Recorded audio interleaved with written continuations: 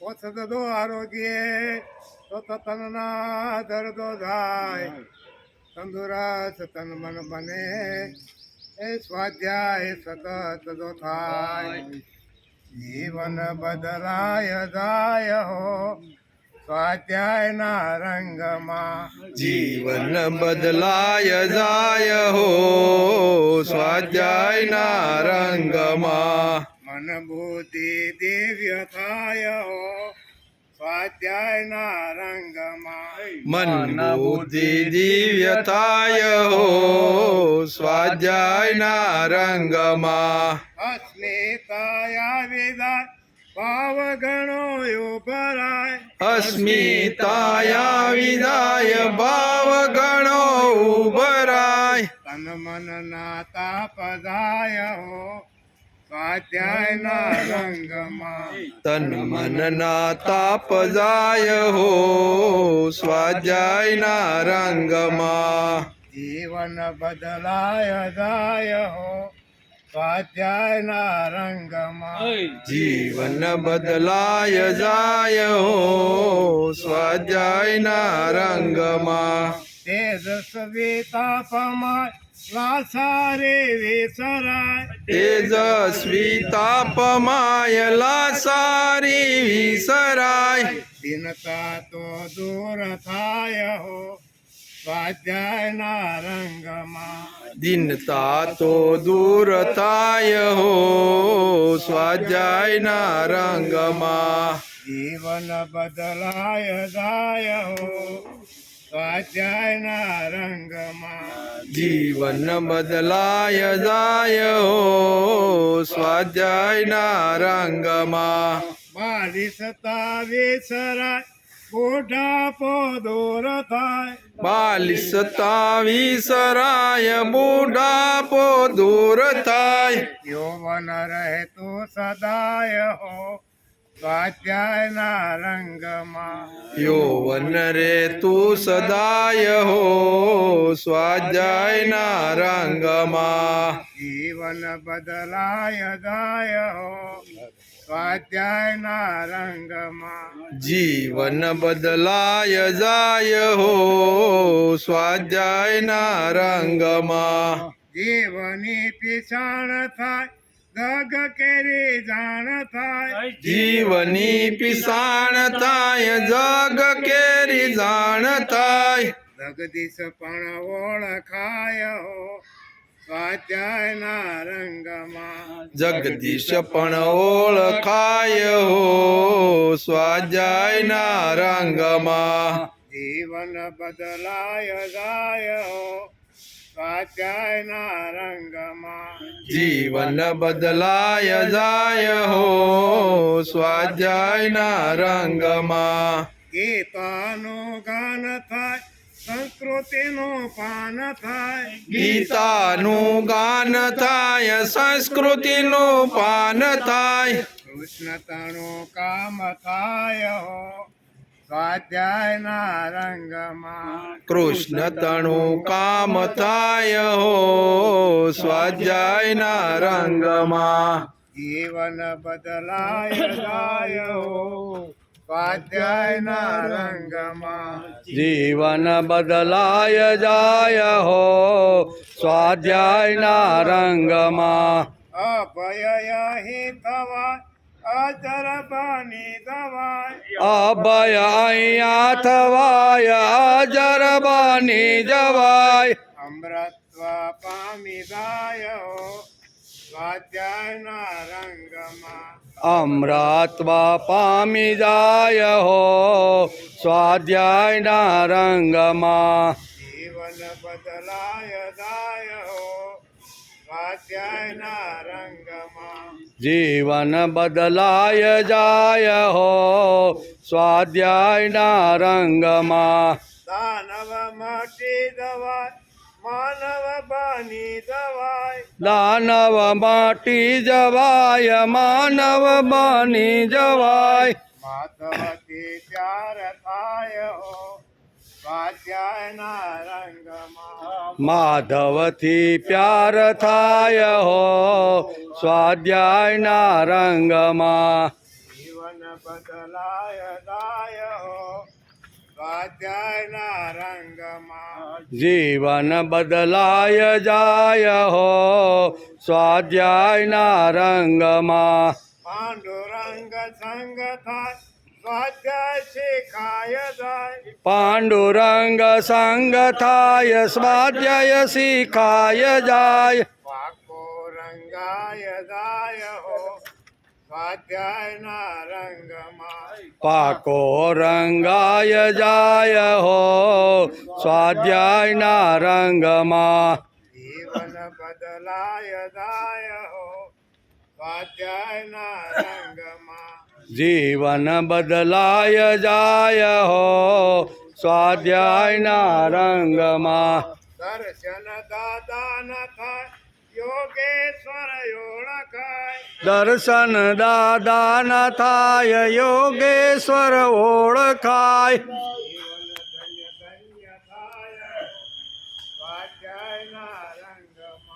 જીવન ધન્ય ધન્ય થાય સ્વાધ્યાયના રંગમાં જીવન ધન્ય બદલાય જાય હો સ્વાધ્યાયના રંગમાં જીવન બદલાય જાય હો સ્વાધ્યાયના રંગમાં પણ મુદાય જાય છે માનવી અને પોતાને ઓળખવામાં ઈશ્વરને પણ ઓળખે તો સતત કરે સ્વાધ્યાય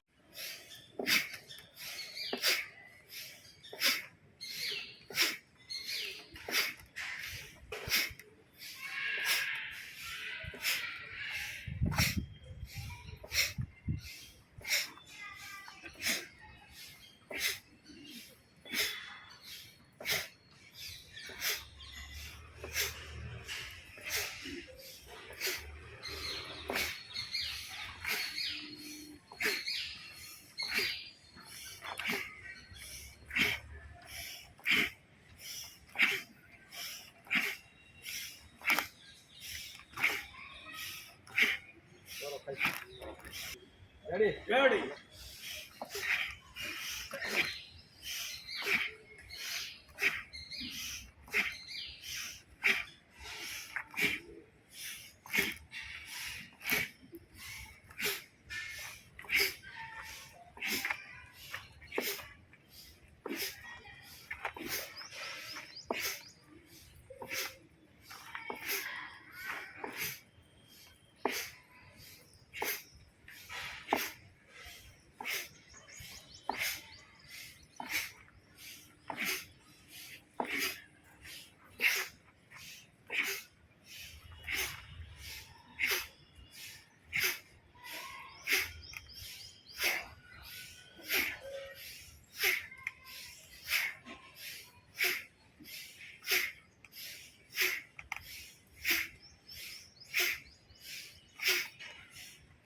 અપાને જુહ્યતિ પ્રાણમ અપાને દુયતિ પ્રાણમ અપાને જુહ્યતિ પ્રાણમ અપાને દુયતિ પ્રાણમ પ્રાણે પાનમ તથા પરે પ્રાણે પાનમ તથા પરે પ્રાણમ પ્રાણે પ્રાણે પાનમ તથા પરે પ્રાણે પાનમ તથા પરે પ્રાણે પાનમ તથા પરે પ્રાણે પાનમ તથા પરે અપાને જુહ્યતિ પ્રાણમ પ્રાણે પાનમ તથા પરે અપાને દુયતિ પ્રાણમ પ્રાણે પાનમ તથા પરે પ્રાણાપાન ગતિ રુદ્ધ્વા પ્રાણાપાન ગતિ રુદ્ધ્વા પ્રાણાપાન ગતિ રુદ્ધ્વા પ્રાણાપાન ગતિ રુદ્ધ્વા પ્રાણાયામ પરાયણા પ્રાણાયામ પરાયણ प्राणायामपरायणः प्राणायामपरायणः प्राणापानगतिरुद्ध्वा प्राणायामपरायण प्राणापानगतिरुद्ध्वा प्राणायामपरायणः अपाने जुह्यति प्राणं प्राणे पानं तथा परे प्राणापानगतिरुद्ध्वा प्राणायामपरायणः अपाने दूयते प्राणं प्राणे पान तथा परे प्राणापानगतिरुद्ध्वा प्राणायामपरायणः अपरे निहताहारा अपरे नियताहारा अपरे नियताहारा अपरे नियताहारा प्राणान् प्राणेषु जुह्यति प्राणां प्राणेषु जुह्यति प्राणान् प्राणेषु जुह्यति प्राणां प्राणेषु जुह्यति अपरे नियताहारा प्राणान् प्राणेषु जुह्यति अपरे नियताहारा प्राणां प्राणेषु जुह्यति सर्वेप्येते यज्ञविदो सर्वेप्येते यज्ञविदो यज्ञक्षपितकल्मषा यज्ञकल्पितकल्मषा यज्ञक्षपितकल्मषा यज्ञकल्पितकल्मषा सर्वप्येते यज्ञविदो यज्ञक्षपितकल्मषा सर्वेप्येते यज्ञविदो यज्ञकल्मषा अपरे नियताहारा प्राणान् प्राणेषु जुह्यति सर्वेप्येते यज्ञविदो यज्ञक्षपितकल्मषा अपरे नियताहारा सर्वेते यज्ञविदो यज्ञक्षपितकल्मषा अपरे नियताहारा प्राणान् प्राणेषु जुह्यति सर्वप्येते यज्ञविदो यज्ञक्षपितकल्मषा अपरे नियताहारा प्राणां प्राणेषु जुह्यति सर्वेप्येते यज्ञविदो यज्ञकल्मषा બે સાથે 29 અપાને જોયતિ પ્રાણં પ્રાણે પાनं તથા પરે પ્રાણાન પ્રાણગતિરુદ્ધ્વા પ્રાણાયામપરાયણ अपरे नियताहारा प्राणान् प्राणेषु जुह्यति सर्वेप्येते यज्ञविदो यज्ञक्षपितकल्मषा यज्ञक्षपितकल्मषा हरि ओम् देवसुतं देवं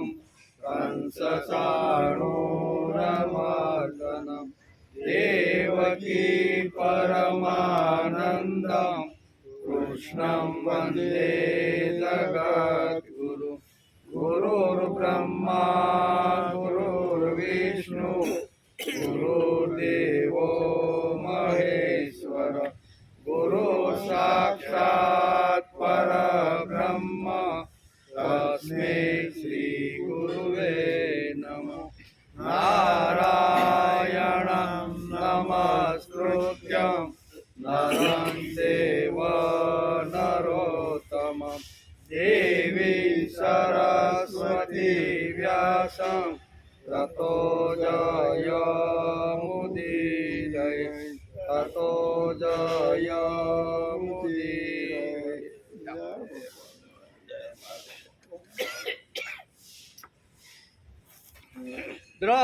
જ્ઞાનયજ્ઞસ્તપોયજ્ઞ યોગયજ્ઞસ્તથા પરે સ્વાધ્યાય જ્ઞાનયજ્ઞ ચ યતય સંસિત વ્રતા. બીજા કેટલાક તીક્ષ્ણ વ્રત કરવાવાળા પ્રયત્નશીલ સાધકો દ્રવ્ય યજ્ઞ કરવાવાળા છે, અને કેટલાક તપોયજ્ઞ કરવાવાળા છે, અને બીજા કેટલાક યોગ યજ્ઞ કરવાવાળા છે, તેમજ કેટલાક સ્વાધ્યાય જ્ઞાન યજ્ઞ રૂપી યજ્ઞ કરવાવાળા છે. 4 પ્રકારના યજ્ઞો ભગવાને આ શ્લોકની અંદર સમજાવ્યા છે. શ્રીમદ ભગવદ્ ગીતા ચિંતન શરૂ થયું એનો 237મો દિવસ. ગઈકાલે આપણે શ્રીમદ ભગવદ્ ગીતાના અહીંયા 4થા અધ્યાયના 28મા શ્લોકમાં 2 યજ્ઞોની વાત કરી, દ્રવ્ય યજ્ઞ અને તપોયજ્ઞ. આ 2 યજ્ઞનો વિચાર આપણે ગઈકાલે કરતા હતા, સમય પૂરો થઈ ગયો એટલે યોગ યજ્ઞ અને સ્વાધ્યાય જ્ઞાન યજ્ઞ આ 2 યજ્ઞ બાકી રહ્યા હતા, એનો આજે આપણે વિચાર કરવાનો છે. એમ કે ભગવાન શ્રી કૃષ્ણના મુખારવિંદમાંથી નીકળેલી વાણી એટલે શ્રીમદ ભગવદ્ ગીતા. ભગવાન શ્રી કૃષ્ણના મુખારવિંદમાંથી નીકળેલી વાણી એટલે શ્રીમદ ભગવદ્ ગીતા. એમ કે આ ગીતા એ માનવ માત્રને જીવન જીવવાની હિંમત આપે છે. શ્રીમદ ભગવદ્ ગીતા શું છે? ગમે તે પ્રકારનો ગમે તે માણસ હોય, બરાબર ને, બધાને જીવન જીવવાની હિંમત આપે છે. થાકી ગયો હોય, કંટાળી ગયો હોય, નિષ્ફળ થયો હોય, બરાબર, મરવાની આવી મુમુક્ષ વૃત્તિ જે ધારણ કરતો હોય, પણ એકવાર જો શ્રીમદ ભગવદ્ ગીતાને હાથમાં લે, એના સિદ્ધાંતો વાંચે તો અહીંયા શ્રીમદ ભગવદ્ ગીતા એ બધાને હિંમત આપવાનું કામ કરે છે. એમ કે બીજી વાત, ગીતા કહે છે કે જીવન એક સંગ્રામ છે. કેવું જીવન કેવું છે? 70, 80, 90 વર્ષ સુધી આપણે બધા જીવીએ તો એમાં અનેક પ્રકારના સંગ્રામો, અનેક પ્રકારના યુદ્ધો લડવા પડે છે. ખાલી મેદાનમાં જઈ અને સામે આમાં અસ્ત્ર લઈને યુદ્ધ કરે એટલા યુદ્ધની વાત નથી. આપણે સંસાર માંડીને બેઠા છીએ, સમાજ લઈને બેઠા છીએ, એટલે એમાં ઘણા પ્રકારના યુદ્ધો લડવા પડે છે.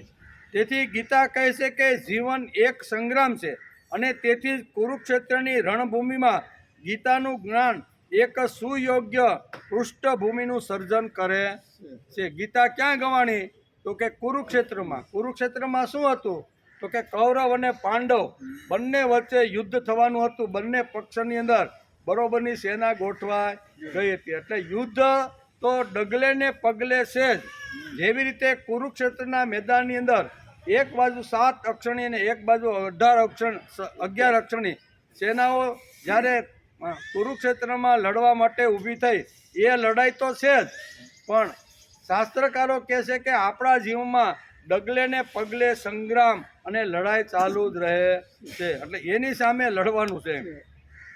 ગીતા કહે છે કે જીવન એક સંગ્રામ છે, અને તેથી જ કુરુક્ષેત્રની રણભૂમિમાં ભગવાન શ્રી કૃષ્ણના મુખારવિંદમાંથી આ તત્વજ્ઞાન નીકળ્યું, અને એ તત્વજ્ઞાન આપણા જીવનદાયી બની ગયું છે.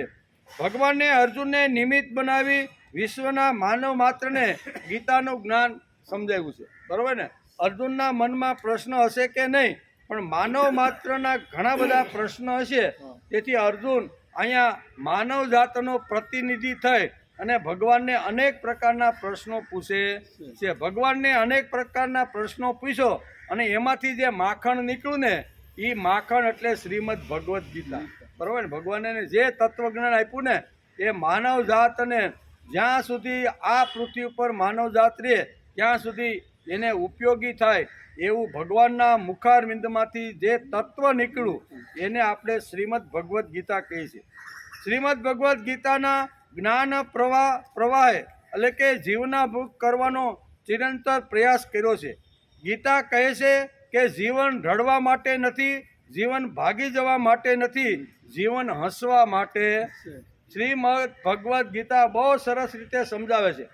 જે ભાગવા માટે અને રડતો રહેલો, જે આંખમાંથી આંસુ, આપણે ઘણીવાર આગલા શ્લોકોમાં જોયું ને કે અશ્રુપૂર્ણ, આવો શબ્દ અહીંયા ગીતાની અંદર એક વાપરેલો છે. અશ્રુપૂર્ણ એટલે અર્જુનની આંખની અંદર આંસુ આવી ગયા એમ કરીને પાછલી બેઠકે બેસી ગયો. એટલે જેની આંખની અંદર આંસુ આવી ગયા છે, જે ભાગવા માટે તૈયાર થઈ ગયો છે, જે રડતો રહેલો છે, એવા રડતા રહેલા અર્જુનને ભગવાને જે કાંઈ માર્ગદર્શન આપ્યું ને એને આપણે શ્રીમદ ભગવદ્ ગીતા કહીએ છીએ. તેથી જીવન રડવા માટે નથી. જીવન રડવા માટે નથી, મુસીબતોની સામે હિંમતથી ઝઝુમવા માટે. કેવું? અમે રૂકના નહીં, અમે ઝૂકના નહીં. અમારે જે કાંઈ પરિસ્થિતિ આવે ને એ પરિસ્થિતિનો સામનો કરીને અમારે આગળ વધવાનું છે. ગમે તેવી પરિસ્થિતિ આવે અને અમારે બેસી જવાનું નથી. ઘણીવાર ઘણા લોકો બેસી, કેમ ભાઈ? તો કે પરિસ્થિતિ જ એવી ઊભી થઈ હતી ને એટલે હવે કાંઈ કરવા જેવું લાગતું નથી. જીવન રમવા માટે છે, મુસીબતોનો સામનો કરવો જોઈએ. માનવ માત્રને જીવનમાં પ્રતિ ક્ષણે આવતા નાના મોટા સંગ્રામોની સામે હિંમતથી ઊભા રહેવાની શક્તિ ગીતા માતા આપણને આપે. અનેક પ્રકારના સંઘર્ષો હોય, વ્યક્તિગત સંઘર્ષો હોય, કુટુંબના સંઘર્ષો હોય, સમાજના સંઘર્ષો હોય, આપણા પ્રતિદ્વંદી હોય, એના પણ ઘણા બધા સંઘર્ષો હોય. તો એ સંઘર્ષોની સામે હસતા રમતા લડવાનું કામ ગીતા માતા આપણે સમજાવે છે. ભાગવાનું નથી, રડવાનું નથી, રણ છોડવાનું નથી. રણમાં જે પરિસ્થિતિ આવી છે ને એનો સામનો કરીને તારે અડીખમ ઊભું રહેવાનું છે. એમ ભગવાન શ્રીમદ ભગવદ્ ગીતામાં વારંવાર અર્જુનને સમજાવતા રહેલા છે. આપણે એટલે કે આવતા નાના મોટા સંગ્રામની સામે હિંમતથી ઊભા રહેવાની શક્તિ ગીતા માતા આપણને આપે છે. વેદ ઉપનિષદના મહાન જ્ઞાન સાગરને શ્રીમદ ભગવદ્ ગીતાએ પોતાની નાનકડી ગાગરની અંદર સમાવી લીધા. વેદ કેટલા મોટા હોય, એક જણાથી ઉપડે ને એટલા મોટા વેદો છે. ઉપનિષદો પણ એટલા જ બધા. હવે આ બધાનું તત્વજ્ઞાન જો માણસ વાંચવા લાગે તો જન્મારા પૂરા થાય તો એ વાંચી શકે નહીં. તેથી વેદવ્યાસ જેવા મહાપુરુષ આપણને મળ્યા. એણે જોયું કે આ કળયુગનો માણસ 100 વર્ષની આયુષ્ય, એમાં થોડું ઘણું ખાવાનું આડોહળું કરશે, જીવવાનું કરશે ને તો 70-80 વર્ષે ઉકલી જાય. અને 70 વર્ષની અંદર 35 વર્ષ તો ઊંઘમાં જાય. કેટલા? તો આ પોતાનો જીવન વિકાસ કેવી રીતે કરશે? ઘણીવાર આ પ્રશ્ન થાય કે 70 વર્ષની અંદર 35 વર્ષ ક્યાં જાય? કૂવામાં જાય. પછી 25 વર્ષ જાય ભણવામાં જાય. ને આવું બધું કરતાં કરતાં એને જીવન વિકાસ માટે સમય મળવાનો નથી. તેથી વેદવ્યાસ જેવા મહાપુરુષ આપણને મળ્યા. એણે જોયું કે વેદ અને ઉપનિષદની અંદર જે તત્વજ્ઞાન ઠાંસીને હજારો લાખો મંત્રો ભરેલા છે ને, આ મંત્રનો અભ્યાસ આ પોતાના જીવન દરમિયાન કરી શકીએ નહીં. તો શું કરવાનું? માણસને ઉપર લઈ, વેદવ્યાસને છે ને માણસને ઉપર પ્રભુ સુધી લઈ જવાનો છે. અને પ્રભુ સુધી લઈ જવાનો હોય તો એને મારે કાંઈક કહેવું જોઈએ. તેથી વેદ ઉપનિષદના જે સત્ય સિદ્ધાંતો હતા ને એ ઠાંસીને શ્રીમદ ભગવદ્ ગીતાની અંદર 700 શ્લોકની અંદર વેદવ્યાસે વણીને સુંદર મજાની શ્રીમદ ભગવદ્ ગીતા આપણા હાથમાં આપી. ભાઈ તને વેદ ન આવડતા હોય તોય કાંઈ વાંધો નહીં, ઉપનિષદના મંત્રો તું બોલી ન શકતો કાંઈ વાંધો નહીં, પણ એક વાત ગીતા હાથમાં લઈ લે અને એની અંદર જે કીધેલું છે ને એ બધું જ વેદ ઉપનિષદનું દોહન કરી અને સુંદર મજાનો સાગરમાંથી નાનકડી ગાગરમાં તત્વજ્ઞાન ભરી દીધેલું છે. એનો આપણે અભ્યાસ કરીશું. નહીં તો આપણે ત્યાં 70 વર્ષમાં હવે ભણ્યા નથી તો વેદ ક્યાં વાંચવા જવા, ઉપનિષદમાં ક્યાં જવાનું? તો ગીતા તો સામાન્ય રીતે આપણે વાંચી શકીએ, બરાબર ને? તો એ આપણે સાગરમાંથી ગાગર જેવું સુંદર મજાનું વાંગ્મય આપણા હાથમાં આપ્યું છે.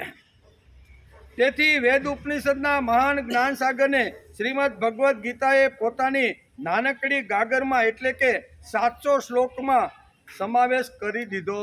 આ 700 શ્લોક એકવાર ભલે વર્ષો વીતી જાય પણ 700 શ્લોકનો જો આપણે અભ્યાસ કરી લઈને તો અહીંયા કહેશે કે સાગરને ગાગરમાં સમાડવાનો જે પ્રયત્ન વ્યાસે કર્યો ને એમાં થોડુંક આચમન આપણે પણ લીધું.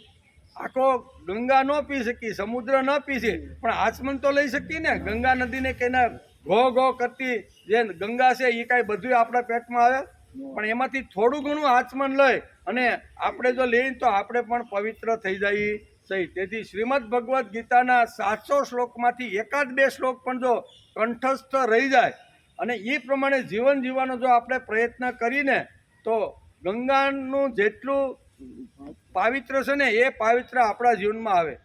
તેથી સર્વશાસ્ત્રમયી ગીતા આવું કહેવામાં આવે. કેવી? સર્વશાસ્ત્રમયી ગીતા.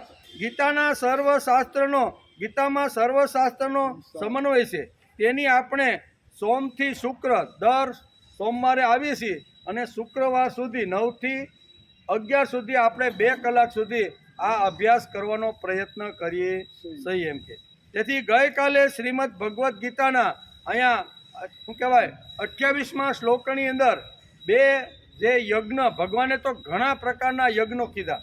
ત્રીજા અને ચોથા અધ્યાયની અંદર 16 શ્લોકની અંદર ભગવાને યજ્ઞ પ્રકરણ સમજાવ્યું છે. 4 થી 16 પહેલો આપણે ત્રીજા અધ્યાયમાં જોઈને તો 9 થી 16 શ્લોકમાં કેટલા 9 થી 16 શ્લોકની અંદર ભગવાને અહીંયા યજ્ઞ પ્રકરણ શરૂ કર્યું છે. ચોથા અધ્યાયમાં 25 થી 32 આ 32 શ્લોક સુધી ભગવાને યજ્ઞનું વર્ણન કર્યું છે. એટલે ત્રીજા અને ચોથા અધ્યાયમાં 16 શ્લોકની અંદર ભગવાને શ્રીમદ ભગવદ્ ગીતાની અંદર યજ્ઞનું પ્રકરણ આખું ખોલ્યું છે. એમાં આપણે ગઈકાલે શ્રીમદ ભગવદ્ ગીતાના ચોથા અધ્યાયના 28મા શ્લોકની અંદર 2 યજ્ઞનો વિચાર કર્યો. કયા કયા? તો કે દ્રવ્ય યજ્ઞ અને તપો યજ્ઞ. આ 2 યજ્ઞનો વિચાર આપણે કરતા હતા. સમય પૂરો થઈ ગયો એટલે આજે આપણે આગળના 2 જે યજ્ઞો ભગવાને જે કીધા છે યોગ યજ્ઞ અને સ્વાધ્યાય યજ્ઞ એનો આજે આપણે વિચાર કરવાનો છે. દ્રવ્ય યજ્ઞ તપો યજ્ઞ યોગ યજ્ઞ તથા પરે સ્વાધ્યાય યજ્ઞ ન યજ્ઞ ચ યતય સંસિત વ્રત. બીજા કેટલાક પુરુષો ઈશ્વર અર્પણ એટલે કે બુદ્ધિથી લોક સેવામાં દ્રવ્યનું હવન કરનારા છે એટલે દ્રવ્ય યજ્ઞ તેમાં જ છે. અને કેટલાક અષ્ટાંગ યોગ રૂપ યજ્ઞ કરનારા છે. અને બીજા કેટલા અહિંસા તીક્ષ્ણ વ્રત ધારણ કરનારા પ્રયત્નશીલ પુરુષો ભગવાનના નામનો જપ કેવો ભગવાનના નામનો જપ તથા સ્વાધ્યાય દ્વારા શાસ્ત્રનો અભ્યાસ કરી અને યજ્ઞ કરે છે. તેથી આપણો અત્યારે આ યજ્ઞ ચાલી રહ્યો છે. જ્ઞાન યજ્ઞ આને કહેવાય જ્ઞાન યજ્ઞ. બરોબર. તો આ 2 પ્રકારના યજ્ઞોને આજે આપણે સમજવાના. એક યોગ યજ્ઞ અને બીજો સ્વાધ્યાય યજ્ઞ. 2 યજ્ઞમાં ભગવાન અર્જુનને શું સમજાવે છે એનો વિચાર આજે આપણે કરવાનો છે. સાધના તરીકે કયા કયા યજ્ઞો કરવા તેનું વર્ણન ચાલે છે. યજ્ઞ પ્રકરણમાં આ અષ્ટાંગ એટલે કે અષ્ટક યજ્ઞ છે. ત્રીજા અને ચોથા અધ્યાયની અંદર ભગવાને આ 2 અષ્ટકો સમજાવવાનો પ્રયત્ન કર્યો છે. યજ્ઞની અંદર 8 શ્લોકો છે બંનેમાં ત્રીજા અને ચોથા અધ્યાયમાં. એ યજ્ઞાષ્ટક સમજાવવાનો ભગવાને અહીંયા પ્રામાણિક પ્રયત્ન કર્યો છે. માણસની આત્મશ્રદ્ધા અને ઈશ્વર શ્રદ્ધા ખીલવી જોઈએ. હું મારો રોટલો મેળવીશ, I can earn my bread. આવો વિચાર જેના મગજમાં આવે છે તે ઉદાર થાય અને તે જ દ્રવ્ય યજ્ઞ કરી શકે. દ્રવ્ય યજ્ઞ કરવો હેલો નથી. કોઈને આપી દેવું બરોબર કારણ વગર આપી દેવું એ તો ખૂબ અઘરું છે. એનો વિચાર આપણે ગઈકાલે કરતા હતા. આપી ક્યારે શકાય, દાન ક્યારે કરી શકાય? તો કે આત્મશ્રદ્ધા અને ઈશ્વર શ્રદ્ધા 2 હોય તો થાય. ઈશ્વર શ્રદ્ધા એટલે કે આજે હું જે આપી દેવાનો છું ને તે મારો ભગવાન આવતીકાલે મને ડબલ કરીને આપવાનો છે. એટલે ભગવાન ઉપરની શ્રદ્ધા જો મજબૂત હોય તો જ માણસ ખિસ્સામાંથી હાથ કાઢી અને બીજાને આપી શકે છે.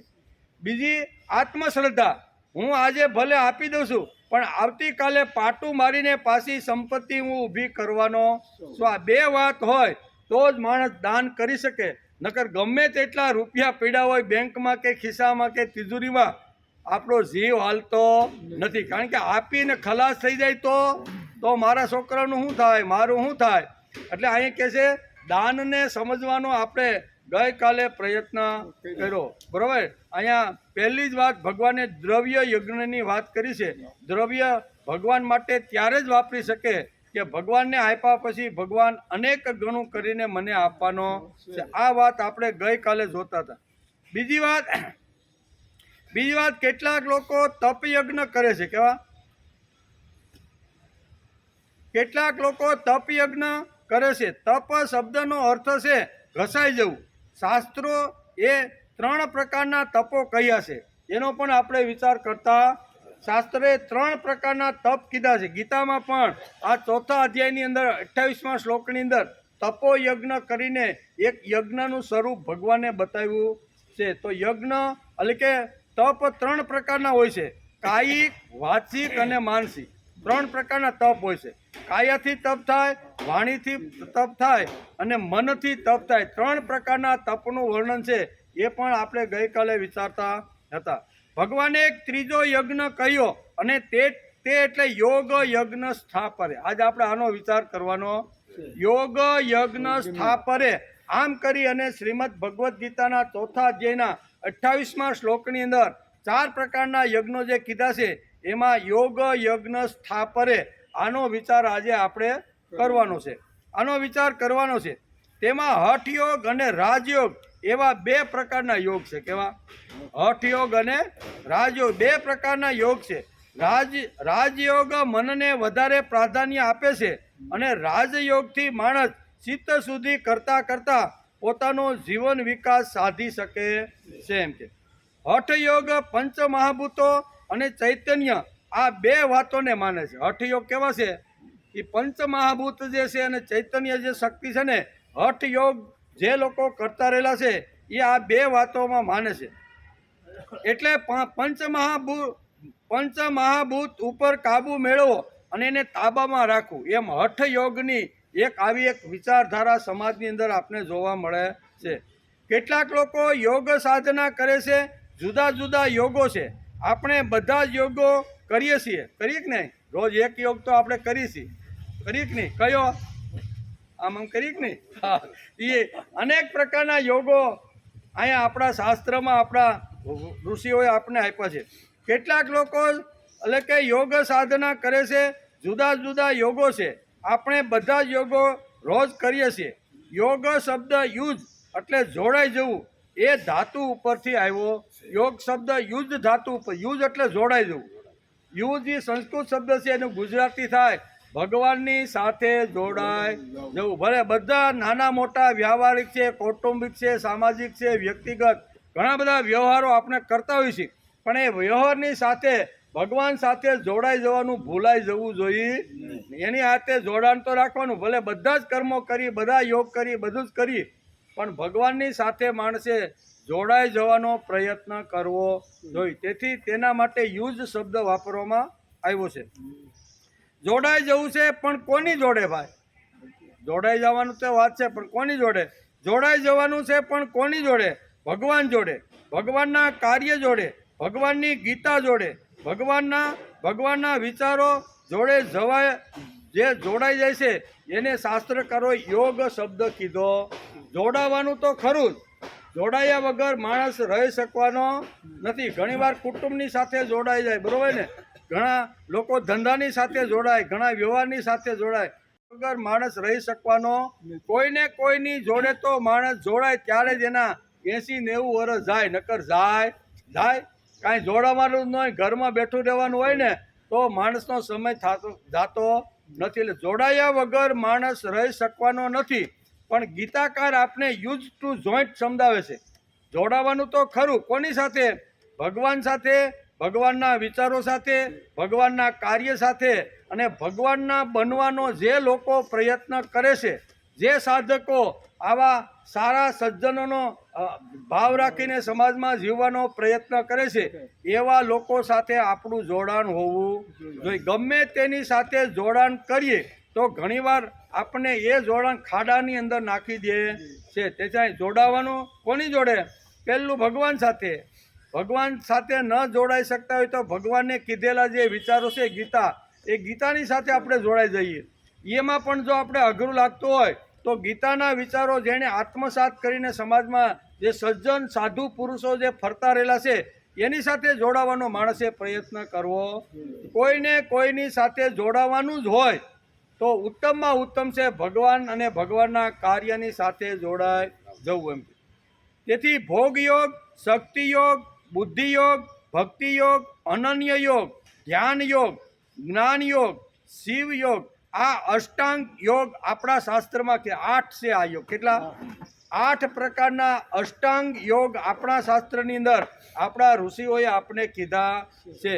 ભોગ યોગથી શરૂઆત કરી અને શિવ યોગ સુધી પહોંચવાનું છે.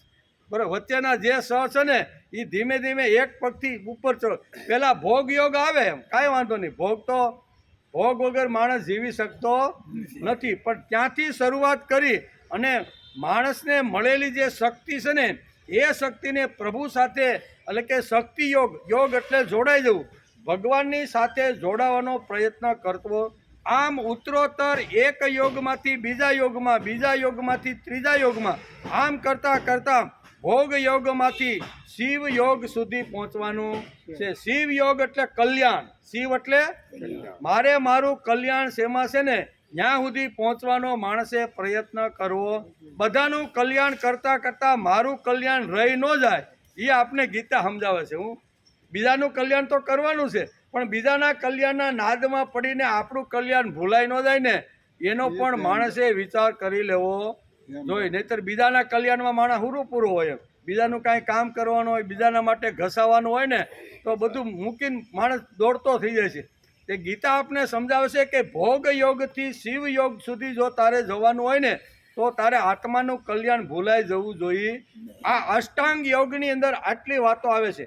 તેથી યોગ યજ્ઞ સ્થાપરે, આવો જે ત્રીજો જે યજ્ઞનો પ્રકાર ભગવાને ગીતામાં બતાવ્યો એ આ અષ્ટાંગ યોગનો આ ત્રીજો પ્રકાર ભગવાને આપને બતાવ્યો છે. તેથી ભોગ યોગથી શરૂઆત કરી અને શિવ યોગ એટલે કે મુક્તિ સુધી જવાનું. શિવ યોગ એટલે કલ્યાણ અને મુક્તિ, પછી ત્યાંથી પાછા ફરવાનું નથી. 84 લાખ યોનિમાં જે આપણું ચક્કર ફરે છે ને એમાં પાછું આવવું પડતું નથી. પણ ક્યાં કેવી રીતે? તો કે ભોગ યોગથી શિવ યોગ સુધી માણસ પહોંચી જાય પછી માણસને મુક્તિ મળી જાય છે. પછી એને આ લખ 84ના જન્મ ફેરામાં આવવાનું થતું નથી. આટલી ગીતા આપણે અહીં કીધું ને કે યોગ યજ્ઞ સ્થાપરે, એટલે આવા અષ્ટાંગ યોગ દ્વારા માણસે શિવને, કલ્યાણને અને આવી રીતના મુક્તિને પ્રાપ્ત થઈ જાય છે. આપણા પતંજલિ ઋષિએ અષ્ટાંગ યોગ પણ કહ્યો છે. તેમાં યમ, જો ઋષિઓએ બધા ઘણા પ્રકારના યોગ કીધા છે, પણ ઘણીવાર આ બધું આપણે વાંચવું જોઈએ. એમાં અષ્ટાંગ યોગની વાત પણ આપણા પતંજલિ ઋષિએ બહુ સરસ રીતે કરી છે. આપણા પતંજલિ ઋષિએ અષ્ટાંગ યોગ પણ કહ્યો છે. તેમાં યમ, નિયમ, આસન, પ્રાણાયામ, પ્રત્યાહાર, ધ્યાન, ધારણા અને સમાધિ, અહીંયા સુધી પહોંચવાનું છે. ક્યાં સુધી? સમાધિની અંદર હું અને મારો પ્રભુ, બીજો આ જગતમાં બીજું કોઈ મારી જોડે ન હોય, આ સમાધિની સ્થિતિ છે. એટલે આપણા ઋષિઓએ જે અષ્ટાંગ યોગનું જે વર્ણન કર્યું છે, ગીતાએ પણ જે વર્ણન કર્યું છે ને, આ બધું જ વર્ણન સમજવાનો આપણે પ્રયત્ન કરવો જોઈએ. તાત્પર્ય એ છે કે માણસ અષ્ટાંગ યોગ માના કોઈ એક યોગમાં ફરતો હોય, તેની પાસે રહેલી બુદ્ધિ શક્તિ, કર્તૃત્વ શક્તિ તે જ યોગ માટે વાપરે.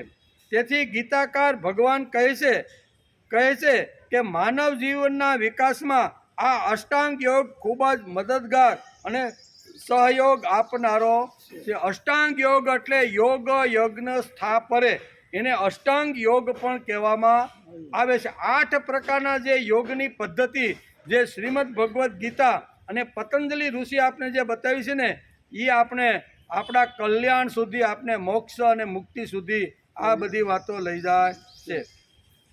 તેથી ગીતાકાર ભગવાન કહે છે કે માનવ જીવનના વિકાસમાં આ અષ્ટાંગ યોગ ખૂબ જ મદદગાર સહયોગ આપનાર છે.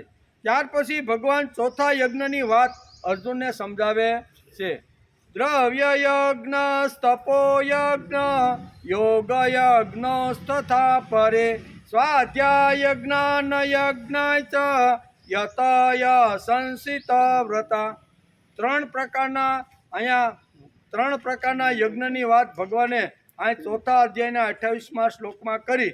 એમાં 3 યજ્ઞનો આપણે વિચાર કર્યો, સંક્ષિપ્તમાં કર્યો. ઊંડાણમાં તો ઘણું બધું છે. બરાબર, મહાપુરુષો જ્યારે આ શ્લોકો ઉપર બોલતા હોય ને ત્યારે કલાકોના કલાકો સુધી એક એક શબ્દ ફોડીને આપણને સમજાવતો હોય છે. પણ આપણે અહીં સામાન્ય રીતે ગીતાનો અભ્યાસ કરવા માટે બેઠા છીએ તો કેટલા તારા આમાં તો લગભગ ખડી જાય બધા, બરોબર ને? 10 વર્ષ વયા જાય તો એ ગીતા આપણી પૂરી થાય. તેથી ઘણા બધા શ્લોકો એવા છે કે આપણે છોડવાનું મન થાય નહીં, પણ છોડ્યા વગર છૂટકો નથી, કારણ કે આગળ જવું પડે એમ, બરોબર ને? એટલે આપણે આ 3 યજ્ઞનું વર્ણન કર્યું. ચોથા પ્રકારનો યજ્ઞ છે સ્વાધ્યાય જ્ઞાન યજ્ઞાચા યતઃ સંસિત વ્રતા. આ ચોથા પ્રકારના યજ્ઞની ભગવાન વાત કરે છે. ત્યાર પછી ભગવાન ચોથા યજ્ઞની વાત અર્જુનને સમજાવે છે કે સ્વાધ્યાય કાર્ય એ પણ એક યજ્ઞ કાર્ય છે. સ્વાધ્યાય કોઈ નવો સંપ્રદાય નથી, નવો કોઈ વાડો નથી, નવું કોઈ આંદોલન નથી, નવો કોઈ સંપ્રદાય નથી. સ્વાધ્યાય એ જીવન વિકાસ કરવા માટેનું એક સુંદર મજાનો ગુણ છે. કેવો? સ્વાધ્યાય એ દેવી સંપત્તિના જે ઘણા બધા ગુણો જે છે ને ગીતાએ કીધા છે, એ દેવી સંપત્તિમાંનો એક ગુણ એટલે સ્વાધ્યાયનો ગુણ. સ્વાધ્યાય કોઈ સંપ્રદાય નથી, નવો વાડો નથી, નવું આંદોલન નથી, નવી ચળવળ નથી કે નવું કંઈ જ નથી. તો શું છે? તો કે સ્વાધ્યાય એ એક આવી રીતની જીવન જીવવા માટેની એક ઔષધિ અને ગુણરૂપે ભગવાને આપેલો એક સુંદર મજાનો આ વિચાર છે. તેનો અભ્યાસ આજે આપણે કરવાનો છે. સ્વાધ્યાય જ્ઞાન યજ્ઞાચ, આવો શબ્દ આ શ્લોકની અંદર ભગવાને વાપર્યો છે. કેટલાક લોકો સ્વાધ્યાયને જ્ઞાન યજ્ઞ કહે છે. તેના માટે કઠોર વ્રત ધારણ કરીને તેવી સાધનાથી જીવનમાં આગળ ધપતા હોય છે. કઠોર વ્રતની પણ વાત કરી છે. સંસિત વ્રતાહા, આ શ્લોકની અંદર એક શબ્દ ભગવાનને વાપર્યો છે સંસિત વ્રતાહા, એટલે કઠોર વ્રતનું પાલન કરી અને જીવનની અંદર સદગુણો આવે એના માટે પ્રયત્નશીલ રહેવાવાળો જે વર્ગ છે ને તેને આ સ્વાધ્યાય કહેવામાં આવે છે. તેથી કહે છે કે કેટલાક લોકો સ્વાધ્યાયનો જ્ઞાન યજ્ઞ કરે છે, તેના માટે કઠોર વ્રત ધારણ કરે છે. કેવું? અહીંયા ઘેરે બહુ સાહેબી હોય, ઘેરે સરસ મજાનો એસી હોલ હોય, ખાવા પીવા રહેવાનું 17 ટાઈપની આઈટમો આપણા ડાઇનિંગ ટેબલ ઉપર આવતી હોય, મચ્છરની એન્ટ્રી હોય ને આટલું સુંદર વાતાવરણ હોય, 2 વીઘાના પ્લોટમાં બંગલો બનાવેલો હોય, 4-5 નોકરો કામ કરતા હોય, બરાબર, અલગ અલગ ટાઈપના. અને આ બધું છોડી અને 3 દિવસ માટે જંગલમાં વનમાં જઈ અથવા આદિવાસીના વિસ્તારમાં જઈને ઝૂંપડામાં રહેવાનું અને ઝૂંપડામાં 3 દિવસ સુધી સાસળ મચ્છર ખાય અને ગીતા કહેવાની. આ અઘરું જ નહીં. અહીંયા સંસિત વ્રતા કીધું છે કે કઠોર વ્રત. કેવું? ઘેરે બધી એટલી બધી સાહેબી છે, 2-5 નોકરો ખાલી પાણી માગે ને શેઠ ખાલી ટેબલ ઉપર આવીને ઉભા રહીને ત્યાં 2-4 નોકરો એક ઓળી જ્યુસ લાવે ને, એક પાણી લાવે ને, ચા લાવે ને, લ્યો શેઠ લ્યો. હવે આટલી સાહેબી છોડી અને જંગલમાં જાવું અને 3 દિવસ આવા લોકોની વચ્ચે રહી અને શ્રીમદ ભગવદ્ ગીતા કેવી, એ કઠોર વ્રત કહેવાય કે નહીં? આવા કઠોર વ્રત જેણે લઈને જેણે નક્કી કર્યું છે ને એ જ પોતાના જીવનની અંદર સદગુણો લાવી શકે છે. તેથી ચોથા અધ્યાયના 28મા શ્લોકમાં વિવિધ યજ્ઞનું વર્ણન ભગવાને કર્યું છે.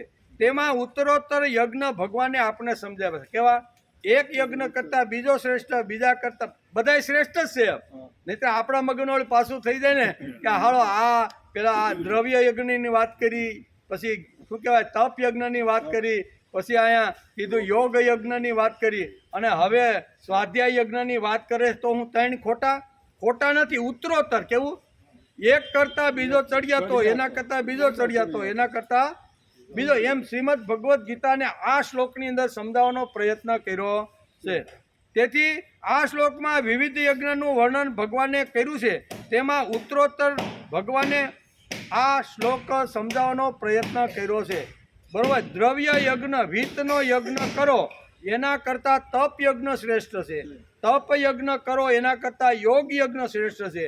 અને યોગ યજ્ઞ કરો એના કરતાં સ્વાધ્યાય જ્ઞાન યજ્ઞ શ્રેષ્ઠ છે. એમ ઉત્તરોત્તર ભગવાને આ સીડી સમજાવવાનો પ્રયત્ન કર્યો છે. એટલે આપણા મગજમાં પાછું ખોટું ઘૂસી ન જાય કે આ જ હાંસો ને પેલા 3 ખોટા ગપ, એની વાત ઉત્તરોત્તર વાત છે.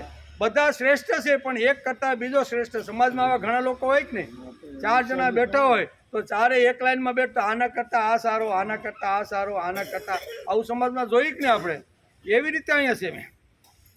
તેથી આ ન્યાયે દ્રવ્ય યજ્ઞ કરતાં તપ યજ્ઞ શ્રેષ્ઠ, તપ યજ્ઞ કરતાં યોગ યજ્ઞ પ્રમાણ યજ્ઞ શ્રેષ્ઠ, અને યોગ યજ્ઞ કરતાં સ્વાધ્યાય જ્ઞાન યજ્ઞ વધારે પ્રમાણિત છે, વધારે શ્રેષ્ઠ છે. એમ ભગવાને આ શ્લોકમાં ઉત્તરોત્તર અહીંયા યજ્ઞનું વર્ણન કર્યું છે. દ્રવ્ય યજ્ઞથી શરૂઆત કરીને ઉત્તરોત્તર શ્રેષ્ઠ યજ્ઞો કયા, તો એનું વર્ણન ભગવાને 4થા અધ્યાયના 28મા શ્લોકમાં કરેલું છે. આપણું નીતિશાસ્ત્ર પણ આ જ સમજાવે છે. જેમ શ્રીમદ ભગવદ્ ગીતા ઉત્તરોત્તર અહીંયા જે વાત સમજાવે છે ને, એમ આપણા નીતિશાસ્ત્રની અંદર પણ એક ઉત્તરોત્તર વાત નીતિશાસ્ત્રકારો આપને સમજાવે છે. શું સમજાવે છે? વિત બંધુ વય કર્મ એટલે કે વિદ્યા ભવતી પંચમી એતાની માન્ય સ્થાની ગરિયો યદ્યદુતરત. 4 માન્ય જગતની અંદર, સૃષ્ટિની અંદર 4 માન્ય સ્થાનો છે આપણા. કેટલા? માન આપવા જેવા, સન્માન કરવા જેવા, વંદન કરવા જેવા, આશીર્વાદ લેવા જેવા, નમસ્કાર કરવા જેવા 4 સ્થાનો આ ધરતી ઉપર છે. એમ નીતિશાસ્ત્ર આપણે કહે છે. હું કયા છે? તો કે વિત, બંધુ, વય અને કર્મ. આ 4 સ્થાનો, 4 વસ્તુ એવી છે ને કે જે પવિત્ર છે, અને એ પવિત્ર ઉત્તરોત્તર વધતી જાય છે. એમ અહીંયા નીતિશાસ્ત્રને કહેવાનું છે. જીવનમાં માન્ય સ્થાનો કયા, તેના માટે નીતિશાસ્ત્રકારે ઉત્તરોત્તર શ્રેણી દર્શાવી છે. જેમ ગીતાએ સમજાવી છે તેમ આપણે નીતિશાસ્ત્ર પણ આ ઉત્તરોત્તર 4 પ્રકારના સ્થાનો આપણે સમજાવે. 5 જે ઉત્તરોત્તર સ્થાનો છે એનું વર્ણન આપણા નીતિશાસ્ત્રકોએ કર્યું છે. આ 5 આપણા ભારતીય સંસ્કૃતિની અંદર માન્ય સ્થાન ગણવામાં આવ્યા છે, એમ નીતિશાસ્ત્ર આપણે કહે છે. તેમાં વિત કરતા બંધુ શ્રેષ્ઠ. હું આ શ્લોકમાં શું કીધું? વિત, માનો કે 2 જણા સામેથી આવે છે, એક વૈભવની ટોચ ઉપર, વિતની ટોચ ઉપર બેઠેલો છે, અને એની જોડે આપણો બંધુ છે, ભાઈ. તો 2 જણા સામેથી આવે છે, તો પહેલો નમસ્કાર આપણે કોને કરવાનો? ભાઈને કરવાનો. એમાં સમજાવે શું કે છે? વિત કરતા બંધુ શ્રેષ્ઠ. કીધું ને કે વિત કરતા બંધુ શ્રેષ્ઠ છે, બંધુ કરતા વય શ્રેષ્ઠ. માનો કે આ 3 જણા હલાવે છે. એક વિતવાન છે, મોટો ભાઈ છે, અને એની સાથે વય, ઉંમરની અંદર મોટો વયોવૃદ્ધ માણસ છે. આ 3 જણા જો આવતા હોય અને આપણે ખુરશી ઉપર બેઠા હોય ને એને જો આપણે માન આપવાનું હોય, તો પહેલું માન કોને આપવાનું? 3 માંથી વૃદ્ધને આપવાનું. જો ઉત્તરોત્તર આવ્યું ને, પહેલો વિતવાન કરતા મોટો બંધુ કરતા મોટો વૃદ્ધ, એટલે 3જા નંબરને આપવાનું. માનો કે 4 જણા આવે છે, એમાં વિતવાન છે, મોટો ભાઈ છે, પછી ઉંમરમાં મોટો વૃદ્ધ છે, અને એની સાથે કર્મયોગી છે. 4થો નંબર કોનો? જે સૌત જેણે ભગવાનને મન બુદ્ધિ આપીને ભગવાન માટે 24 કલાક રાત દિવસ જે કર્મયોગ કરે છે ને, એવો કર્મવીર એની સાથે આવે છે. તો ખુરશી ઉપર બેઠા પછી આ 4માંથી પ્રથમ કોને માન આપવાનું? કર્મયોગીને. બરોબર. માનો કે આ 5 જણા હલાવે છે. કેવા? એમાં વિતવાન છે, બંધુ છે, વયવાન છે, કર્મયોગી છે, અને એની સાથે વિદ્યાવાન છે. કેવો? વિદ્યા જેને પ્રાપ્ત કરી. આ 5 જણા સામેથી આવે છે, તો ખુરશી ઉપર બેઠા પછી આપણે એ 5માંથી પ્રથમ સ્થાન કોને નમસ્કાર કરવાના? વિદ્યાવાનને. એટલે ઉત્તરોત્તર થયું ને. બધા ખોટા કે ઓછી કક્ષામાં ભણવા પણ ઉત્તરોત્તર, એમ શ્રીમદ ભગવદ્ ગીતાએ પણ આ શ્લોકની અંદર ઉત્તરોત્તર શ્રેષ્ઠ છે એવું સમજાવવાનો પ્રયત્ન કર્યો છે. પણ આપણો પાણીનો ટાઈમ થઈ ગયો. આવો ભગવાન બાપા, તમારો વારો છે. અધ્યાય 4 ને 28મા શ્લોકની અંદર 4 પ્રકારના યજ્ઞો ભગવાનને સમજાવ્યા, એનો વિચાર આપણે કરીએ છીએ. એમાં એક યજ્ઞ સ્વાધ્યાય યજ્ઞની વાત કરે છે, અને ભગવાન આ ઉત્તરોત્તર યજ્ઞની વાતો કરે છે. બધા શ્રેષ્ઠ છે, પણ એક કરતાં બીજો શ્રેષ્ઠ, બીજા કરતાં ત્રીજો, એમ કરી અને આ શ્લોકની અંદર ભગવાન આપણે સમજાવવાનો પ્રયત્ન કરે છે. નીતિશાસ્ત્રમાં પણ આ શ્લોકનો આપણે અભ્યાસ કર્યો હોય. કે આવી રીતના 5 જે લોકો છે ને એ માન્ય સ્થાનો છે, પણ એમાં ઉત્તરોત્તર વિત્તવાન છે એ શ્રેષ્ઠ જ છે. વિત્ત વગર કાંઈ થાય આપણે અહીં આવવાનું હોય ને તો ખિસ્સામાં પૈસા હોય તો બસમાં કે રિક્ષામાં બેસીને આવી શકીએ, પણ ખિસ્સામાં ધન જ ન હોય, વિત્ત જ ન હોય તો શું કરીએ? એટલે વિત્ત મહત્વનું છે, અગત્યનું છે ખૂબ જ, પણ વિત્ત કરતાં બંધુ શ્રેષ્ઠ. બરોબર, બંધુ કરતાં ઉંમરવાળો વયોવૃદ્ધ શ્રેષ્ઠ છે, વયોવૃદ્ધ કરતાં કર્મયોગી શ્રેષ્ઠ છે, કર્મયોગી કરતાં વિદ્યાવાન શ્રેષ્ઠ છે. આમ ઉત્તરોત્તર જેમ નીતિશાસ્ત્રમાં કીધું એવું જ ભગવાને શ્રીમદ ભગવદ્ ગીતાના અહીંયા 4થા અધ્યાયના 28મા શ્લોકમાં ભગવાન આ જ વાત આપને સમજાવે છે કે દ્રવ્ય યજ્ઞ શ્રેષ્ઠ છે. એના કરતાં વધારે વિશેષ મોટો કોઈ જો યજ્ઞ હોય તો એ તપ યજ્ઞ છે. તપ યજ્ઞ કરતાં અહીંયા યોગ યજ્ઞ, અને યોગ યજ્ઞ કરતાં સ્વાધ્યાય જ્ઞાન યજ્ઞ છે. આમ કરીને ભગવાને ઉત્તરોત્તર આ યજ્ઞ સમજાવવાનો આપણને પ્રયત્ન કર્યો. આપણે પણ એ સમજવાનો પ્રયત્ન કરીએ છીએ. તેથી બંધુ માન્ય સ્થાન ગણાય, પણ તેના કરતાં વય માન્ય સ્થાન ગણાય. વયોવૃદ્ધ કરતાં કર્મવાન શ્રેષ્ઠ ગણાય, અને તેના કરતાં વિદ્યાવાન શ્રેષ્ઠ ગણાય. આમ ઉત્તરોત્તર જેમ ગીતામાં કીધું છે એમ નીતિશાસ્ત્રમાં પણ આ જ વાત સમજાવી છે. એટલે સાગરને ગાગરમાં ભરવાનું કામ આ આપણે આગળ જોયું ને કે ભગવાને ગીતાની અંદર બધું નીતિશાસ્ત્ર હોય, વેદ હોય, ઉપનિષદ હોય, બધાનું દોહન કરીને આ 700 શ્લોકમાં ભગવાને આ નાનકડી ગાગરમાં તત્વજ્ઞાન ભરી દીધું છે.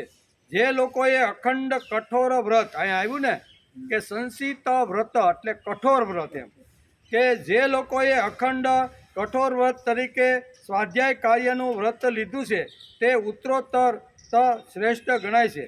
આપણે રોજ સોમથી શુક્ર સુધી સવારે 2 કલાક સ્વાધ્યાય કરવા, સ્વાધ્યાય કાર્યને સમજવા રોજ આપણે અભ્યાસ કરતા રહેલા છીએ. આપણે અભ્યાસ કરીએ છીએ. આપણે કોઈ એવા જ્ઞાની કે એવા મોટા કથાકાર નથી કે આપણે કથા કરી. તેથી અભ્યાસ કરવા માટે રોજ આપણે સમજતા રહેલા છીએ.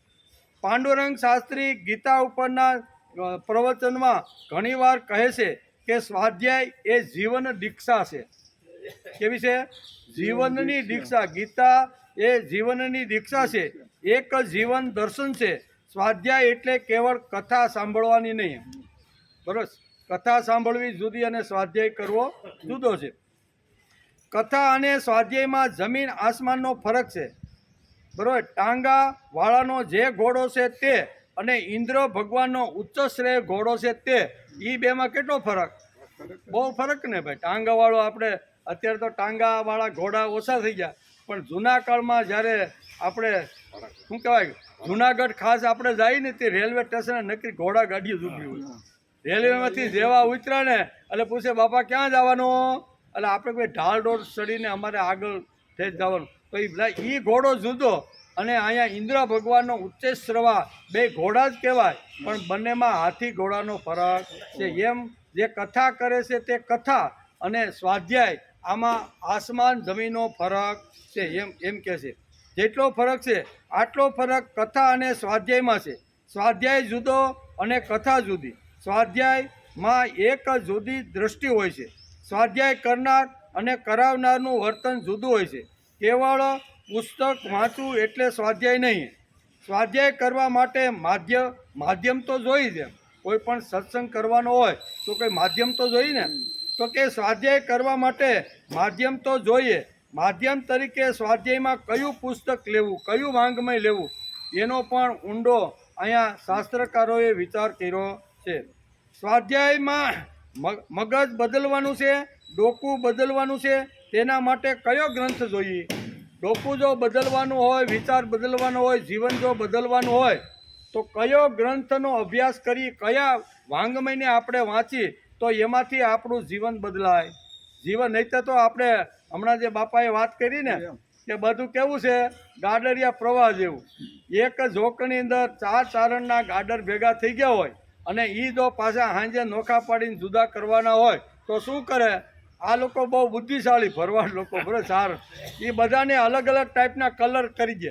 એકને લીલો કરે, એકને કાળો કરે, એકને પીળો કરે, આવા નાના ટપકા કરી દે. એટલે પછી હાંજે છૂટા પડે તો એ પોતપોતાના ટોળામાં જેમ વયા જાય છે એમ આજે સમાજની અંદર સાંપ્રદાયિક લોકોએ પકડીને કીધું કે આ તારે સ્વીકારવાનું, આનાથી તારે બહાર જવાનું નહીં. એકવાર ઝોકમાં પૂરી દે પછી તારે બહાર જવાનું નહીં. તેથી શ્રીમદ ભગવદ્ ગીતા ખુલ્લી છે. કેવી? માનવ માત્રને જીવન દ્રષ્ટિ આપનારી છે. માનવ માત્રનું જીવન બદલનારી ગીતા છે. ગીતાએ કોઈ સંપ્રદાયની વાત કરી નથી, કોઈ કર્મકાંડની વાત કરી નથી કે આવું તિલક હોય, આવી ચોટલી હોય, આવા ઉપવાસ કરતો હોય, આ મંદિરમાં જતા હોય ને એ જ મારો ભક્ત છે, આવું ભગવાને કીધું નથી. ભગવાને તો બહુ સ્પષ્ટ કીધું છે કે અનપેક્ષ સુશીર દક્ષ ઉદાસીનો ગતવ્યથ સર્વારંભ પરિત્યાગી યો મદ ભક્ત સમે પ્રિય.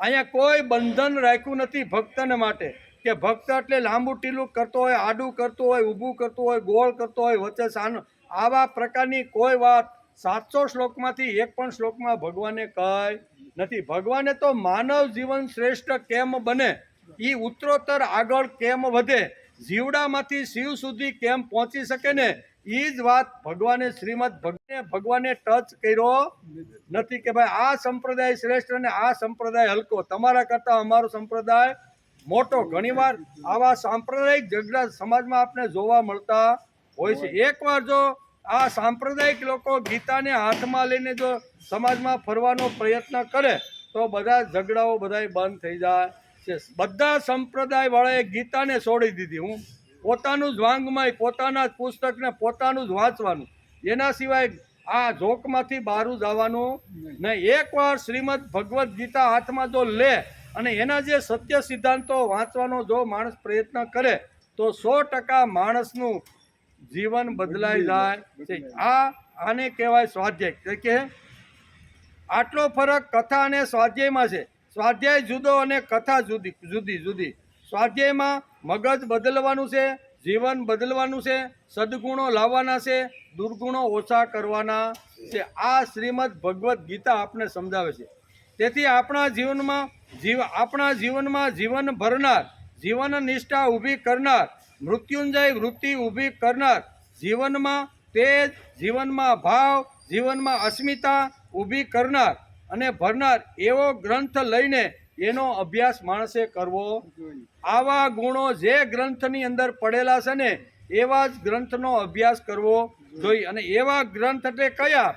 તો કે વેદ, ઉપનિષદ, ગીતા, રામાયણ અને મહાભારત. આ ગ્રંથો એવા છે કે માણસ જો હૃદયથી, દિલથી જો એનો અભ્યાસ કરે તો માનવને શ્રેષ્ઠ માનવ બનાવવાની તાકાત આ બધા વાંગમયોમાં છે. જેમ કે તેથી જીવન એ એક સંભાર્યું છે. કેવું? ઘરમાં સંભાર્યું હોય ને, રસોડામાં બહેનોને ખાસ ખબર હોય, સંભાર્યું હોય છે. એ જીવનમાં એટલે કે જીવન એ એક સંભાર્યું છે. જીવનમાં આવે છે, પ્રેમ છે, આસક્તિ છે, ધિક્કાર છે, સ્વીકાર છે, બધું જ છે. આમાં ભાવ છે, પ્રેમ છે, ધિક્કાર છે, અસ્વીકાર છે, ગમે છે, નથી ગમતું, આ બધું સંભાળ્યાની અંદર પડેલું છે. ઘણીવાર કોઈ સારી વાત આવે તો ગમે અને આપણા મન વિરુદ્ધ કોઈ જો વાત કરે તો આપણે ગમતી નથી. સંભાળ્યામાં બધું ભરેલું છે. તેથી જીવન એ એક સંભાળ્યું છે. તેમાં આવેશ પણ ઘણીવાર આવી જાય. આવેશ આવે, પ્રેમ આવે, આસક્તિ આવે, ધિક્કાર થાય, સ્વીકાર થાય, આવી અનેક વાતો આ સંભાળ્યા આ જીવનની અંદર પડેલી છે. ઘણી બધી વાતો પડેલી છે.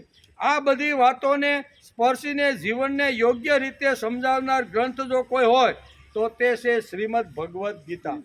આ બધાનો વિચાર કરે છે. બધી જ વસ્તુ, કોઈ વસ્તુ ફેંકી દેવા જેવી નથી. અહંકાર છે તો એનો યોગ્ય રૂપે ઉપયોગ કરો, બરોબર ને? તો ઘણીવાર આવી રીતના ઘણા બધા એવા દુર્ગુણો હોય તો ફેંકી દેવાની વાત ભગવાન કરતા નથી. એને યોગ્ય રસ્તે, યોગ્ય જો વળાંક આપવામાં આવે, બરોબર, તો માણસનું જીવન બદલી જાય છે. જેવી રીતે કામના છે, વાસના છે, ભોગ છે, આસક્તિ છે, એ તુલસીદાસના જીવનમાં આ બધું જોવા મળે છે. એક જ આ પુરુષના જીવનમાં આપણે આ બધું જોવા મળે ને.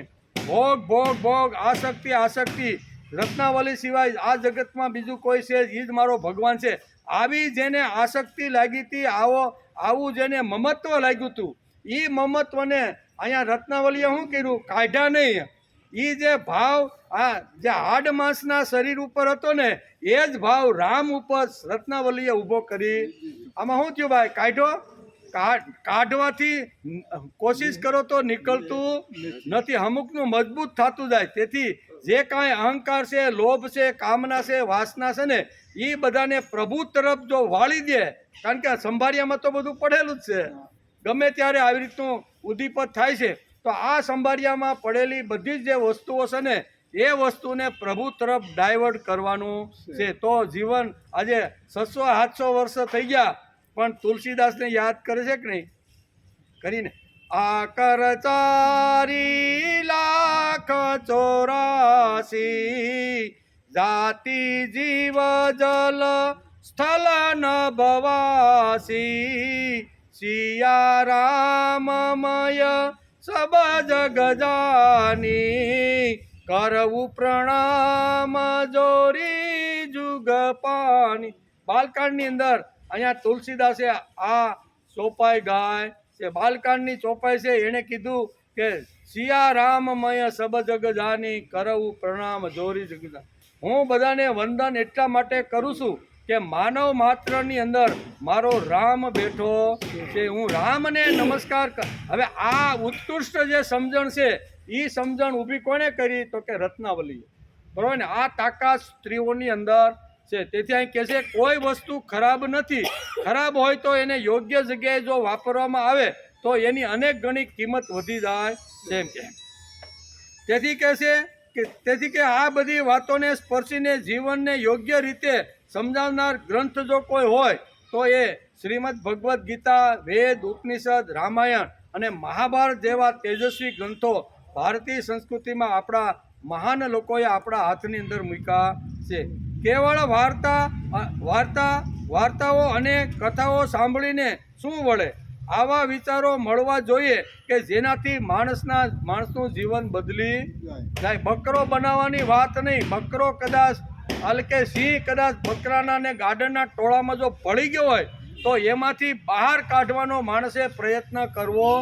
તું બકરો નથી, તું ગાર્ડન નથી, તું નિસ્તેજ નથી, તું લાચાર નથી, તું દીન નથી, દુબળો નથી, તું કરી શકે છે, બની શકે છે, મારા જેવી ત્રાડ મારી શકે છે, મારા જેવો મોરો તારો છે, હાલ તને તળાવ પાસે, એમ કરી અને ગાર્ડનના ટોળામાં કદાચ સિંહનું બચ્ચું જો ઘૂસી ગયું હોય તો એને બહાર કાઢવાનો પ્રયત્ન કરવો જોઈએ. અને સુંદર મજાની આ વાર્તા છે. વેદાંત જેની પાસે હોય ને એ વેદાંતમાં વાર્તા બહુ સરસ ઋષિઓએ લખેલી છે કે આવા ગાડરિયાના પ્રવાહની અંદર ભળેલો જે સિંહ વૃત્તિનો જે માણસ છે ને, એણે તો ગર્જના કરીને બહાર નીકળીને સમાજને કહેવાનો પ્રયત્ન કરવો જોઈએ. જે તત્વજ્ઞાન જીવન સમજાવતું ન હોય તે મને શા માટે જોઈએ? ભોજનનું વર્ણન વાંચવાથી કાંઈ ભૂખ આપણી ભાંગી જાતી? ભોજનનું વર્ણન કરે, રાજમહેલનું વર્ણન કરે કે રાજમહેલનું વર્ણન કરવાથી રાજમહેલ પ્રાપ્ત થતો નથી. ભોજનનું વર્ણન કરવાથી આપણું કાંઈ પેટ ભરાતું નથી. પેટ ભરવાનું હોય તો ભોજનનો આહાર માણસે લેવો જોઈએ. જે તત્વજ્ઞાન મને જીવનથી વિમુખ કરતું હશે, મને જીવનથી દૂર કરતું હશે, તે મને શા માટે જોઈએ? જીવનથી વિમુખ થયેલો જે અર્જુન હતો ને, એ વિમુખ થઈ ગયો કે મારે લડવું નથી, મારે તો હિમાલયમાં જઈને તમારા નામની માળા ફેરવી અને બાકીના દિવસો શ્રી કૃષ્ણ શરણમ, શ્રી કૃષ્ણ શરણમ કરતો કરતો હું પૂરા કરીશ. પણ મારે આ વિમુખ થયેલો માણસ જે હતો એને પાછો સન્મુખ લાવવાનું જે કામ કરે ને એને ઉત્તમ વાંગમય કહેવાય. પાછલી બેઠક ઉપર જે બેસી ગયો હતો અને એમ કરતાં કરતાં ભગવાને સમજાવતા એને પાછો આવા રીતનો કર્મ પ્રવૃત્ત કર્યો કે નહીં, ગાંડી ઉપડાવ્યું કે નહીં. એટલે ઘણીવાર સમાજમાં, વ્યવહારમાં, કુટુંબમાં, વ્યક્તિ જીવનમાં આવી ઘણી બધી અગવડો આવતી હોય છે. તો એની સામે શ્રીમદ ભગવદ્ ગીતા આપણને આ વાત સમજાવે છે. તેથી જે તત્વજ્ઞાન જીવન સમજાવે, જે તત્વજ્ઞાન જીવનના કોયડાઓનો જવાબ આપે, જે જીવ જગત અને જગદીશના સંબંધ સમજાવે, એનો સ્વાધ્યાય માણસે રોજ કરવો. જીવ જગત અને જગદીશનો સંબંધ, જગદીશથી મને દૂર કરવાનો પ્રયત્ન ન કરે. આજે ઘણા સંપ્રદાયો ભગવાનથી દૂર કરવાનો અને અમને જ ભગવાન તરીકે માનો એવો સમાજમાં ઘણા લોકો આજે પ્રયત્ન કરી રહ્યા. આવું વાંગમય ગમે તેટલું રૂપાળું હોય તો પણ એ વાંગમય માણસે સાંભળવું જોઈએ નહીં. શા માટે? તો કે જીવ જગત અને જગદીશથી છૂટું કરવા વાળું આ ભાંગમય અમે જ પ્રભુ છીએ. ઘણાય તો ભગવાનનું સત ચિત્ત આનંદ આ ભગવાનના રૂપ છે, ભગવાનના નામ છે. એમાં ઘણા લોકો આ જે સત છે ને એ પોતાના નામે ચડાવે, પોતાનું નામ પોતાને સતશ્રી કરી અને સમાજને ભગવાન બનવાનો પ્રયત્ન કરે. આવા જે પાખંડી જે લોકો છે એનાથી દૂર રહી અને માણસે પોતાનો જીવન વિકાસ સાધી લેવો જોઈએ. માનવનો સંબંધ સમજાવે, મારો અને સૃષ્ટિનો જે સર્જનહાર છે તેનો જે સંબંધ સમજાવે તે જ તત્વજ્ઞાન માણસે સમજવાનો પ્રયત્ન કરવો જોઈએ. તેથી આ સંબંધને ઉત્તરોત્તર દેવી બનાવતો જાય તેનું નામ સ્વાધ્યાય. તેથી ગીતાના 4થા અધ્યાયની અંદર ભગવાનને ઉત્તરોત્તર યજ્ઞ સમજાવ્યા છે. દ્રવ્ય યજ્ઞ કરતાં તપ યજ્ઞ શ્રેષ્ઠ, તપ યજ્ઞ કરતાં યોગ યજ્ઞ શ્રેષ્ઠ અને યોગ યજ્ઞ કરતાં સ્વાધ્યાય જ્ઞાન યજ્ઞ શ્રેષ્ઠ છે એમ ભગવાન સમજાવે છે. શ્રુતિ પછી સ્મૃતિનો સ્વાધ્યાય થવો જોઈએ. કેવો? શ્રુતિ એટલે વેદ ઉપનિષદ, એને આપણા શાસ્ત્રકારે શ્રુતિ કીધું છે. અને પછી સ્મૃતિ, પછી મનુસ્મૃતિ હોય, રામાયણ હોય, એને બધાને આપણે પછી ભાગવત, એને બધાને આપણે સ્મૃતિ કહીએ. એનો પણ માણસે શાંતિથી બેસીને એનો પણ ઊંડાણથી અભ્યાસ કરવો જોઈએ. અને તેમાં અને આ જ બધી જે સ્મૃતિઓ છે એની અંદર જ ભગવાને આ બધી વાતો ગીતાની અંદર આ નાનકડી ગાગરમાં બધો સમાવેશ કરી લીધો છે. તેથી કેટલાક લોકો સ્વાધ્યાય યજ્ઞ કરીને પોતાનું જીવન તેજસ્વી કરે, ઈશ્વર તરફ વળે, જીવન સમજી લે અને જીવનમાં ભાવ વધારતા જાય. ધીમે ધીમે હળવે જીવનમાં પોતાના ઉપર, કુટુંબ ઉપર, સમાજ ઉપર અને ભગવાન ઉપર ભાવ વધારતો અંતે એ પ્રભુ સુધી પહોંચી જાય છે. આવો સ્વાધ્યાય કરે. કેટલાક લોકો બધી શક્તિ આત્મિક સુખ મેળવવા પ્રયત્ન કરે, તેને જ્ઞાન યજ્ઞ કહે. આત્મિક સુખ મને મળે એના માટે જે કરે એને અહીંયા જ્ઞાન યજ્ઞ કે સ્વાધ્યાય જ્ઞાન યજ્ઞ છે. બે શબ્દ અહીં છે, એક સ્વાધ્યાય છે અને એક જ્ઞાન યજ્ઞ છે. આત્માની તૃપ્તિ થાય, આત્માની અંદર સદગુણો નિર્માણ થાય એના માટે આત્મિક સુખ મેળવવા પ્રયત્ન કરે, તેને જ જ્ઞાન યજ્ઞ કહેવામાં આવે છે. આમ જુદા જુદા યજ્ઞો ભગવાને ઘણા બધા 16 શ્લોકની અંદર સમજાવવાનો પ્રયત્ન કર્યો છે. એમાં 4થા અધ્યાયના 28મા શ્લોકમાં ભગવાને 4 એકદમ ફર્સ્ટ ક્લાસ સ્વતંત્ર રાખીને 4 યજ્ઞો સમજાવવાનો પ્રયત્ન કર્યો છે. સ્વાધ્યાય અને જ્ઞાન યજ્ઞ કરવાવાળા લોકો તેના માટે વ્રતી થઈને કઠોર આચરણ કરે. વ્રતી જુદો અને વ્રતેશી જુદો. કેવું? વ્રતેશુ, બરોબર? એટલે જ્યાં સુધી વ્રત મળે ત્યાં સુધી રાખે, પણ સામે ભોગ આવે ને એટલે એમ થાય કે આ વ્રત છોડી દઈ, વ્રત આવતીકાલે રહેવું, પણ આ ભોગ થોડું આપણે મળવાનો છે કાલ, એમ કરી અને જે લીધેલું વ્રત છોડવાનો પ્રયત્ન કરે એને વ્રતે શું કહેવાય છે.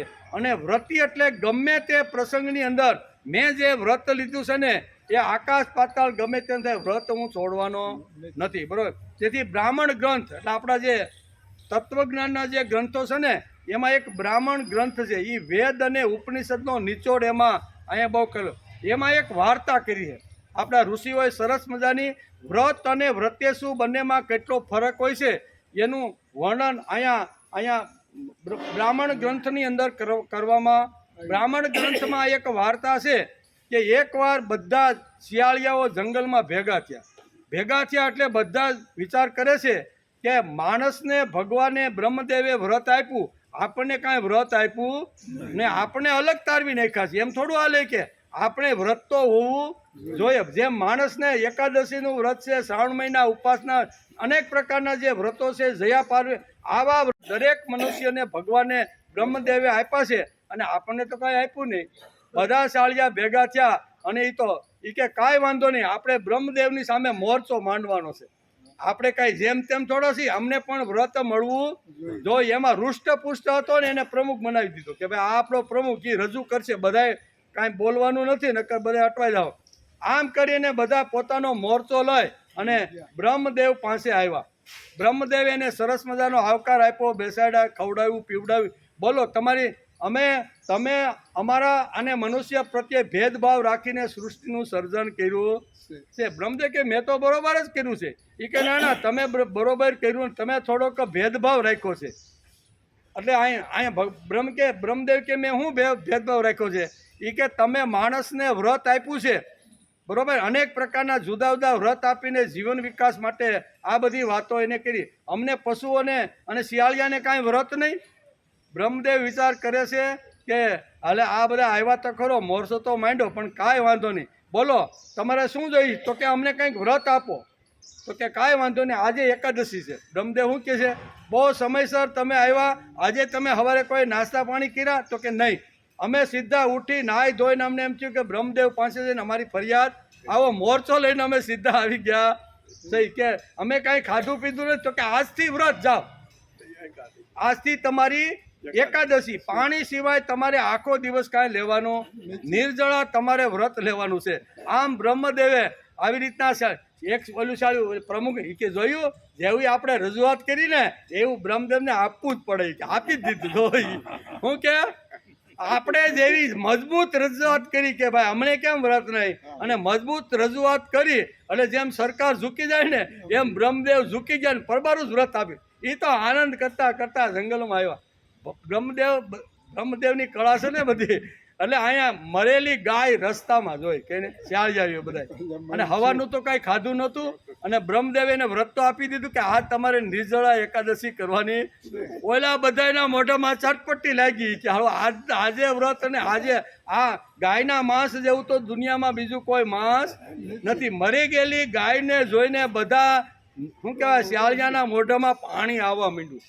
એવો વયોવૃદ્ધ એક સાળીયું હતું ને, એ ડાયું હતું. એ કે ભાઈ હજી આપણે બ્રહ્મદેવ પાસે આવ્યા છીએ, મોટા માણસે વ્રત આપ્યું છે, વ્રતનો ભંગ થોડો કવાય, ખોરાક તો કાલે મળશે. એ કે છોડી ગયો એ ઓલો રૂષ્ટ. એ કે એમ થોડું છોડે, માંડ એ કે હવારે આપણે હવારના ભીખા છે. એ કે એટલે તો શું કરવું જોઈએ?